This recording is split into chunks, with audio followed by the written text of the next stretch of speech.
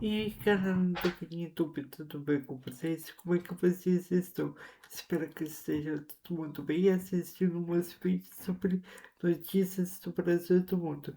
E primeiramente, eu gostaria de falar que nos meus vídeos sobre notícias do Brasil e do mundo, eu não tenho feito nenhum partido político. Meus vídeos são 100% por puro entretenimento para vocês. E segunda coisa que eu gostaria de falar para vocês é, se você não for mais inscrito ainda no Partido do Mundo, eu te convido a se inscrever aqui no meu canal, me ajuda a chegar nos 200 ou 300 inscritos, ou seja, quanto mais inscritos tiverem aqui no meu canal, melhor para mim, beleza? Então, e para você que chegou aqui de paraquedas e não me conhece, prazer, eu sou o Vini YouTube e seja muito bem-vindos ao meu canal. Então bora lá para o vídeo que deu 1 minuto e 6.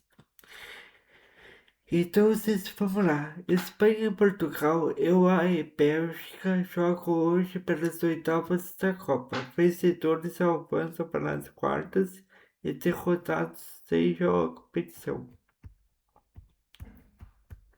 Mais uma rodada das oitavas de final da Copa do Mundo de 2026 acontece nesta segunda-feira, 6. A primeira partida será entre Espanha e Portugal. As equipes se enfrentam em Itália, às 16 horas e 4 horas da tarde de horário de Brasília. Também jogam hoje os times dos Estados Unidos e da Bélgica e Seattle às 21 horas. 9 horas da noite. Os vencedores avançam para as quartas de final e os derrotados deixam a competição.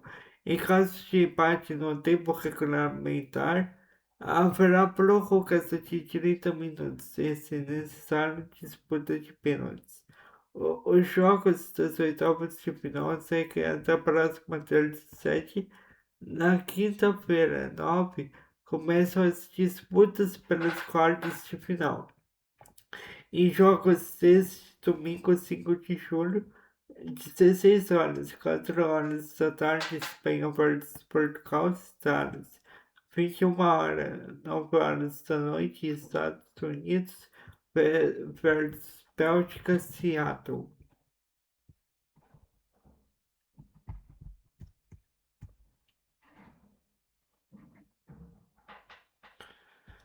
Pé de meia 2026, nascidos em novembro e dezembro recebem quarta parcela, valor de R$ 200 é depositado em caixa, em conta da caixa, perdão, em nome do estudante.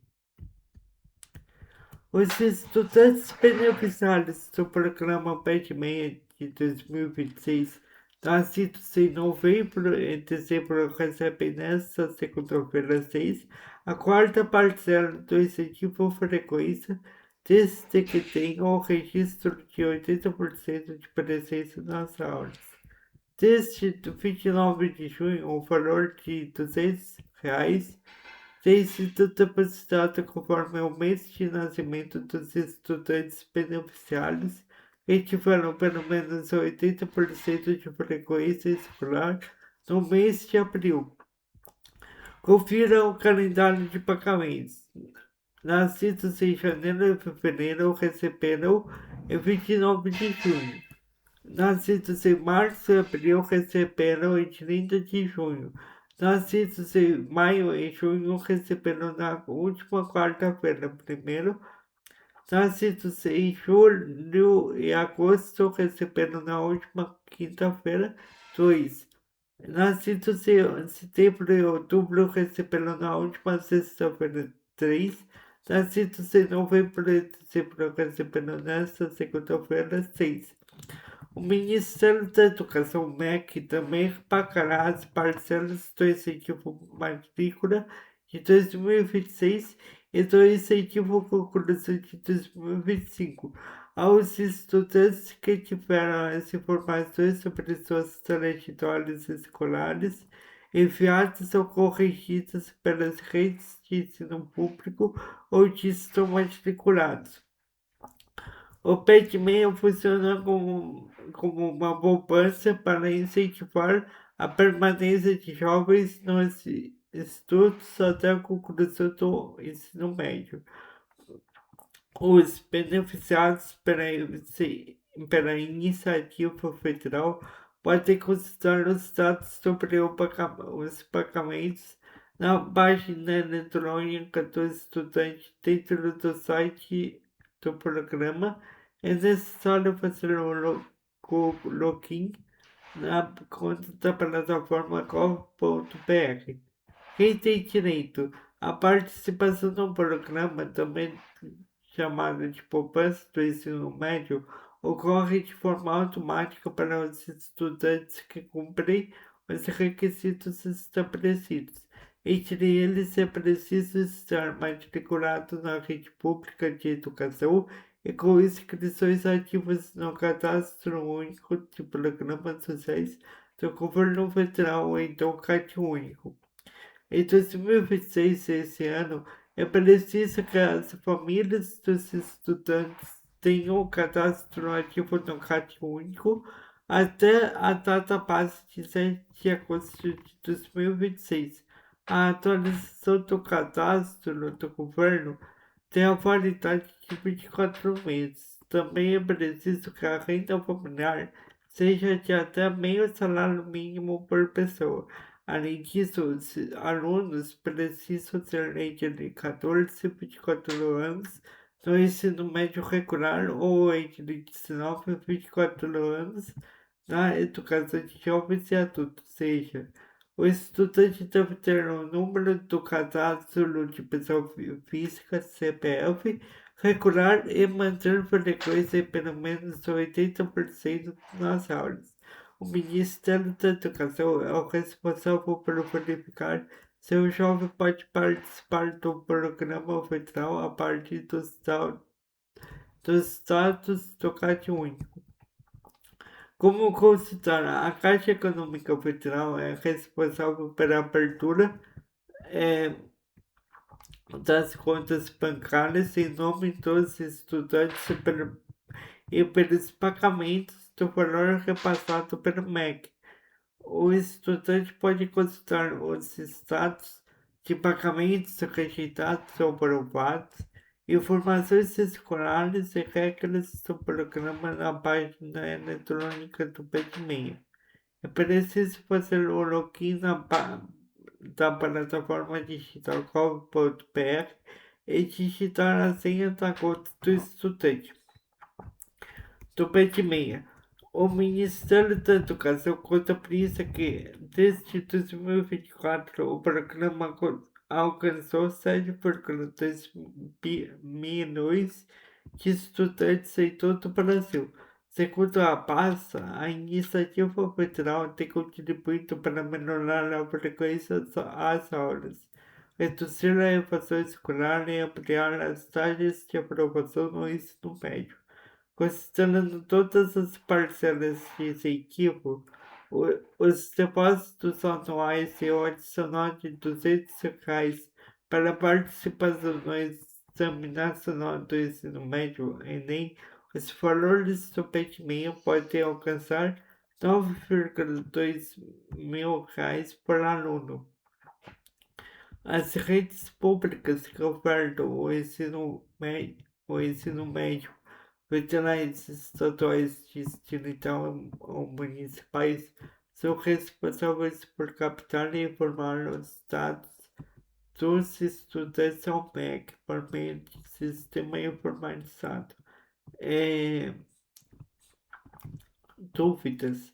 Estudantes responsáveis e gestores escolares podem tirar suas dúvidas sobre o programa por meio da página eletrônica de perguntas frequentes do PECMEI, que reúne orientações detalhadas sobre o funcionamento do programa, incluindo critérios para participar, formas de consultar o benefício, calendário de pagamentos, perguntas frequentes e passo a passo sobre a liberação de movimentação da conta para menores de idade. Se precisar de ajuda, o estudante ainda conta com os outros canais de atendimento, como por exemplo, fale conosco no telefone 0800 616161.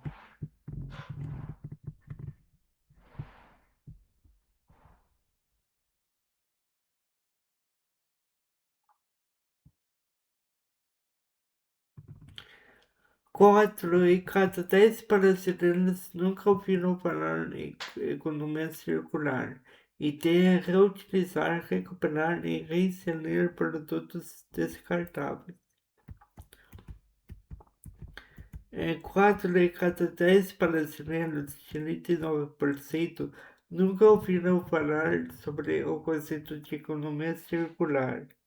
Os Estados constam que uma pesquisa encomendada pelo movimento plástico transforma ao Qualibest e mostra ainda que, embora o tema já tenha chegado a 57% da população, isso ocorre de forma superficial. Baseado na gestão de recursos, a economia circular reutiliza, recupera e reinsere recursos no ciclo produtivo. É uma alternativa ao modelo produtivo linear em que os recursos cumprem uma única etapa de uso e são descartados. Desse total de 57% que afirmou já ter ouvido falar no conceito, apenas 12% declarou conhecer bem e os outros 45% afirmou já ter ouvido falar em economia circular, mas não conhecer os detalhes. Abre aspas. Isso é um ponto que ainda precisa ser trabalhado, porque não adianta nada você conhecer se você não tem um aprofundamento do tema. E isso ocorre que isso que a gente precisa tentar trabalhar. Afirma Beatriz Geraldes, integrante do grupo técnico do movimento Plástico Transforma. Para Beatriz, iniciativas para a ampliação do conhecimento sobre o tema, mas desafiadores como a economia circular devem partir de escolas, governos, empresas e organizações sociais em um esforço focado em crianças e adolescentes. Abre aspas, a gente entende que eles são os nossos principais vetores de comunicação com as suas famílias, com a comunidade do entorno, então isso é super importante para poder fazê-los entender e para levarem esse exemplo para casa. A pesquisa registra a pesquisa reciclagem no Brasil, hábitos, desafios e percepções da população ouviu 834 pessoas a partir de 18 anos entre 30 de abril e 8 de maio de 2026. Os dados também foram comparados à primeira edição do estudo realizado em 2025.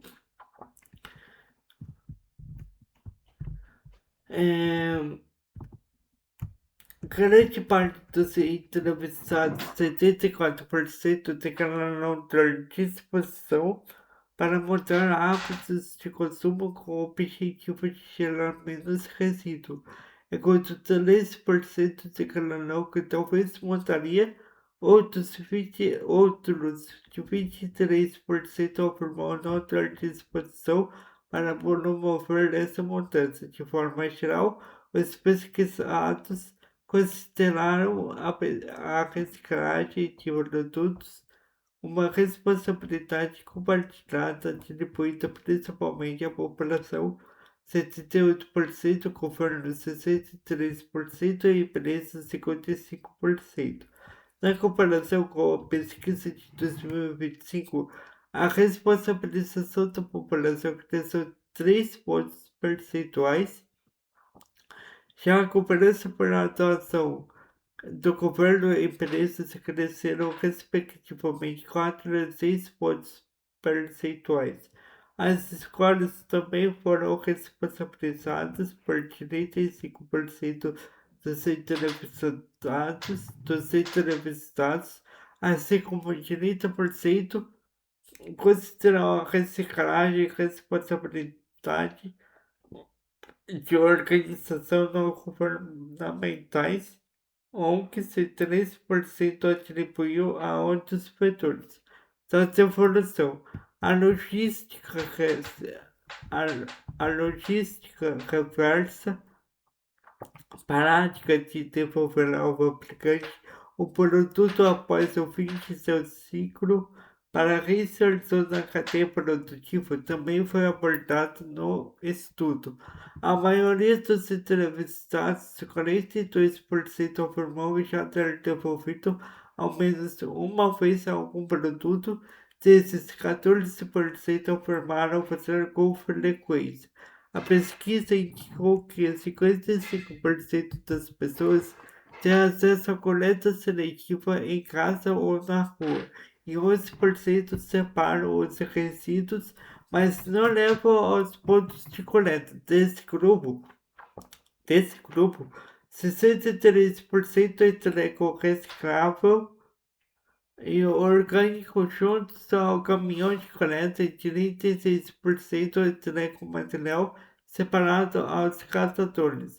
A confiança da população brasileira sobre a reciclagem dos resíduos separados é alta, demonstra a pesquisa. Mais da metade, 54%, declarou acreditar que os resíduos separados são efetivamente reciclados. Apenas 6% não confiam no processo. Na avaliação da gerente de pesquisa do Instituto Calibest, Marlene Treuck, os dados os dados do levantamento, mostram, de forma geral, que, embora o conhecimento precise ser aprofundado, já há uma transformação na prática. E abre aspas, existe uma percepção clara sobre a importância da reciclagem e uma disposição crescente para adotar comportamentos mais sustentáveis.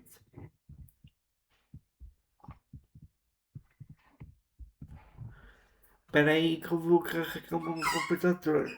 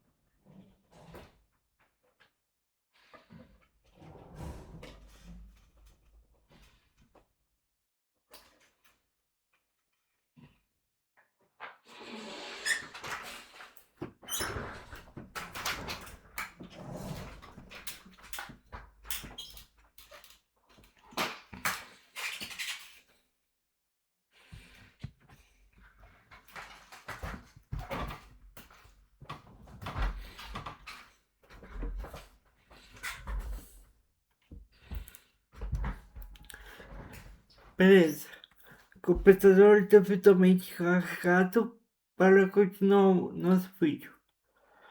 Mojitaba Khamenei, novo líder iraniano, não vai ao funeral de seu pai. Sucessor de Ayatollah morto ficou ferido em ataque dos Estados Unidos.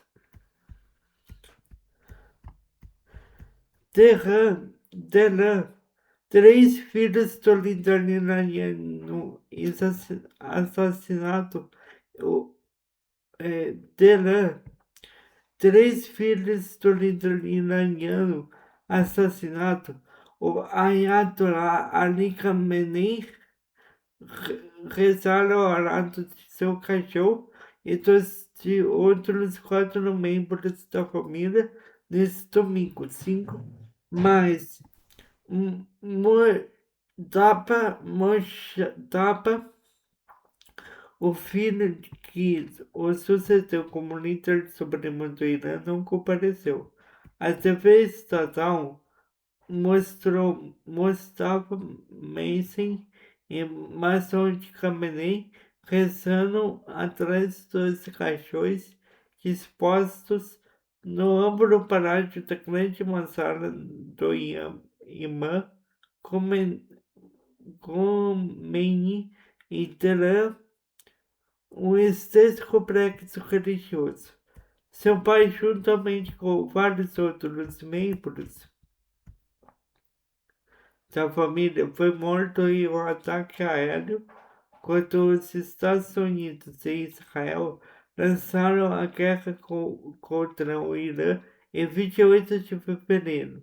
O conflito, que se estendeu por várias semanas antes que os lados chegassem ao frágil cessar-fogo, causou morte e destruição em toda a região e manteve no poder o governo teocrático do Irã, apoiado pela Guarda Revolucionária Islâmica. Em uma demonstração pública de devoção ao Estado e de fervor revolucionário, a República Islâmica está realizando uma semana de cortejos fúnebres para Khamenei, incluindo o transporte de seus restos mortais para locais religiosos xiitas no vizinho Iraque. Após um dia em recinto fechado, para que altos líderes iranianos e autoridades estrangeiras pudessem prestar homenagem, o cachorro de Khamenei foi exposto ao ar livre no sábado, protegido por uma cobertura de vidro junto com os de sua filha, genro, nora e neta de 14 meses. No domingo, outras dezenas de milhares de pessoas em luto, incluindo soldados, estudantes de seminário e homens e mulheres comuns, entraram na moçada para prestar homenagem a Khamenei e sua família, agitando bandeiras com dizeres prometendo vingança contra os Estados Unidos e Israel. Outros rezaram em uníssono no complexo que leva o nome do primeiro líder supremo do Irã, Khomeini, a que Khamenei sucedeu em 1989.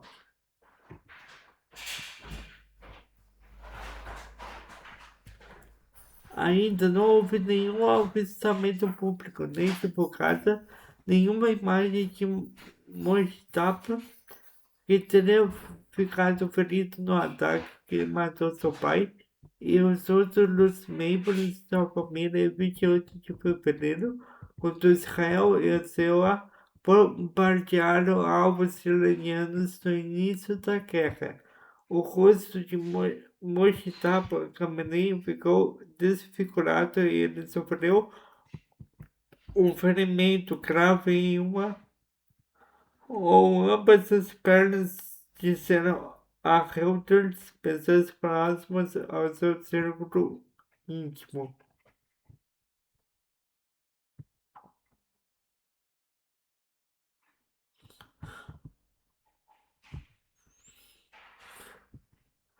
Internado, cacique Raoni de saúde estável, respira sem aparelhos. Líder indígena está na UTI do Hospital em São Paulo.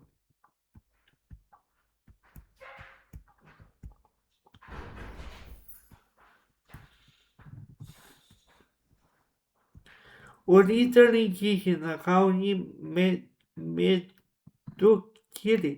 de 93 anos, continua internado na unidade de terapia intensiva do Hospital de São Paulo. Segundo o boletim médico do hospital, o estado de saúde dele é estável. O cacique está sem febre, respira sem ajuda de ventilação mecânica e está aceitando melhor alimentação via oral, mas usa um dreno no tórax. Raoni deu entrada no Hospital São Paulo no último dia 19 com quadro de obstrução intestinal alta e pneumonia aspirativa. Foi submetido a cirurgia de desobstrução no dia 20 para a manutenção do trânsito intestinal. Segundo o boletim médico divulgado na tarde de sábado 4, na última terça-feira, 30, apareceu hemorragia digestiva controlada. Raoni chegou a São Paulo após ser transferido do Hospital Maternidade dos Pinheiros, em Sinop, norte de Mato Grosso, onde estava sendo tratado desde o dia 14 de julho. O tratamento está sendo acompanhado e conduzido pelo médico Franz Roberto Apodaca Torres, que já vinha monitorando a evolução do caso e articulação equipe médica.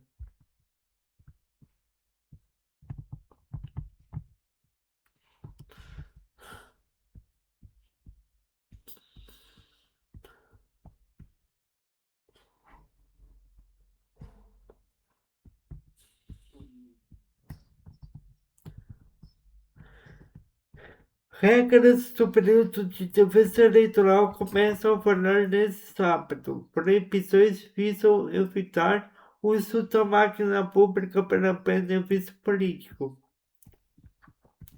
As principais proibições previstas na legislação eleitoral para evitar o uso da máquina pública durante a campanha eleitoral entram em vigor nesse sábado 4. O início das restrições começa a valer 3 meses antes do primeiro turno, marcado para 4 de outubro.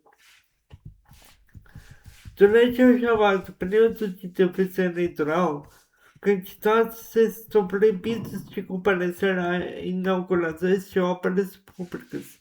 Além disso, sites governamentais devem retirar conteúdos que mencionem candidatos, somente conteúdos de utilidade pública poderão ser mantidos. Conforme as regras eleitorais, as páginas oficiais de órgãos dos governos federal e estadual devem retirar do ar nomes, símbolos e imagens que possam identificar políticos ou seu trabalho na administração pública, ainda que a publicação tenha sido realizada em momento anterior ao dia 4 de julho. Está proibida a realização de publicidade institucional de obras, serviços e campanhas de órgãos públicos. A contratação de shows artísticos com recursos públicos também está proibida. Os pronunciamentos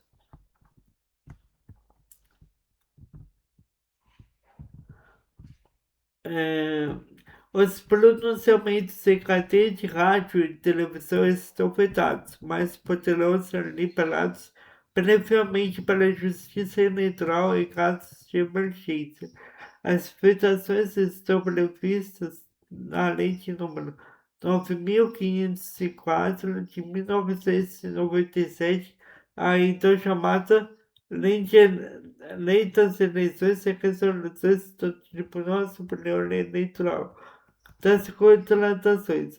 Agentes públicos estão proibidos de nomear funcionários públicos, dispensar sem justa causa, exonerar, retirar vantagens, transferir, dificultar ou impedir o exercício funcional dos servidores públicos. As contratações e demissões só poderão ser realizadas nos casos de nomeação ou exoneração de cargos sem comissão, dispensa de funções de confiança ou para garantir o funcionamento de serviços públicos essenciais. Estão excluídas da proibição as nomeações para os cargos do Judiciário, Ministério Público, dos Tribunais de Contas e órgãos da Presidência da República. Os aprovados em concursos públicos só poderão ser nomeados se o certame tiver sido homologado até 4 de julho. Dos recursos. Agentes públicos também não poderão fazer transferências voluntárias de recursos do governo federal aos estados e municípios e dos estados aos municípios. Os repasses só estarão liberados nos casos de execução de obras pré-existentes ou calamidade pública. Convenções. A partir desse domingo, sim, está autorizada a propaganda interna dos pré-candidatos às convenções partidárias que poderão começar em 20 de julho. O uso de propaganda externa no rádio, TV ou outdoor está proibido. Para concorrer às vagas das eleições de outubro, os candidatos precisam ter seus nomes aprovados pelos partidos, sendo a escolha realizada por meio das convenções. E por último, das eleições, o primeiro turno será realizado no dia 4 de outubro, quando serão eleitos deputados federais, estaduais, distritais, governadores, senadores e o presidente da República. O segundo turno está marcado para o dia 25, caso seja necessário.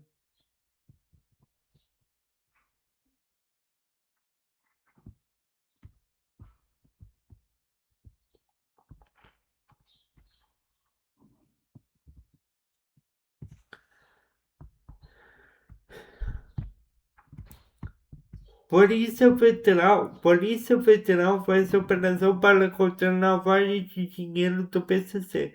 Agentes cumprem 11 mandados de prisão e 13 de busca e apreensão em São Paulo. A Polícia Federal está nas ruas de São Paulo com a Operação Enchante, que busca desarticular a organização criminosa especializada na lavagem de dinheiro do tráfico internacional de drogas. O grupo teria movimentado mais de 10 bilhões de reais. Ao todo, 50 policiais cumprem 13 mandados de busca e apreensão, além de 11 mandados de prisão temporária. A operação ocorre na cidade de São Paulo, Santos, Praia Grande e Santana de Parnaíba.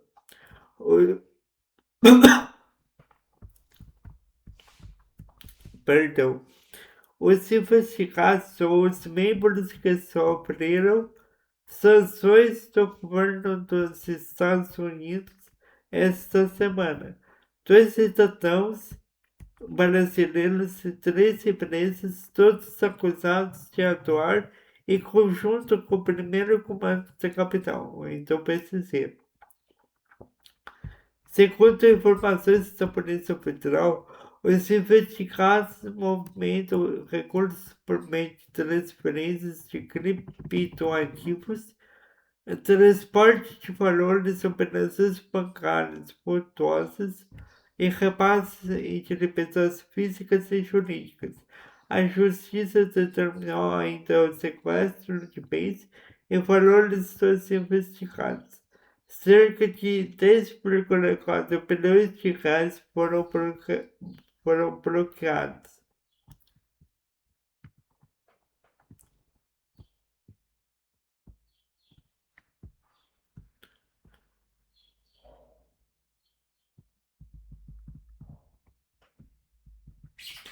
PF, Polícia Federal, faz operação contra desvios na Universidade Federal Fluminense.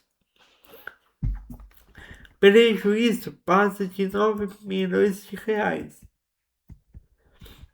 A Polícia Federal cumpriu nesta quinta-feira 2 mandados de busca e apreensão como parte da segunda fase da Operação Quadro Negro. A finalidade é identificar a empresa responsável por desviar recursos públicos destinados à Universidade Federal Fluminense com prejuízo de mais de 9 milhões de reais. Na ação, agentes federais da Delegacia de Polícia Federal em Niterói apreenderam documentos em um disco rígido HD. O mandato foi expedido pela Segunda Vara Federal de Niterói.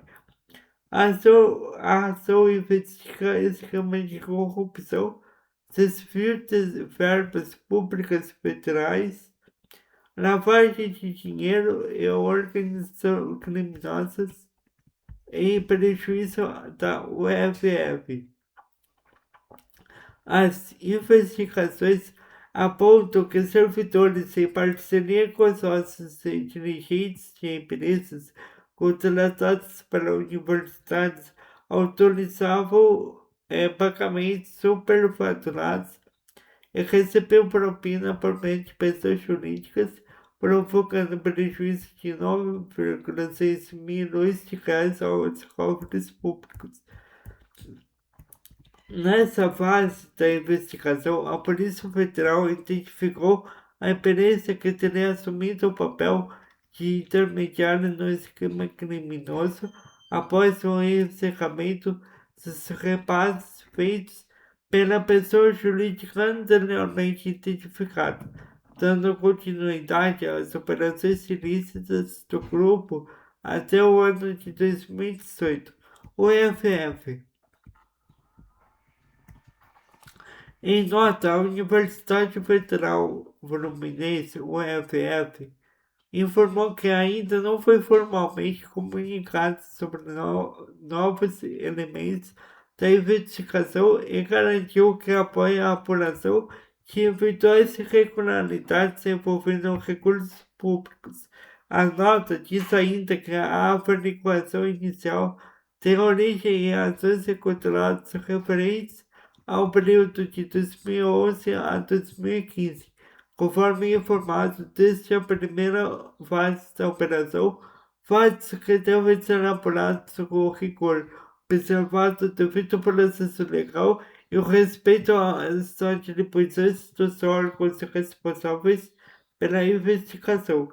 Em 2022, quando deflagrada a primeira fase da Quadro Negro, a UFF oficiou a PF solicitando informações complementares com vistas à abertura de procedimentos administrativos internos de apuração pelos órgãos de integridade.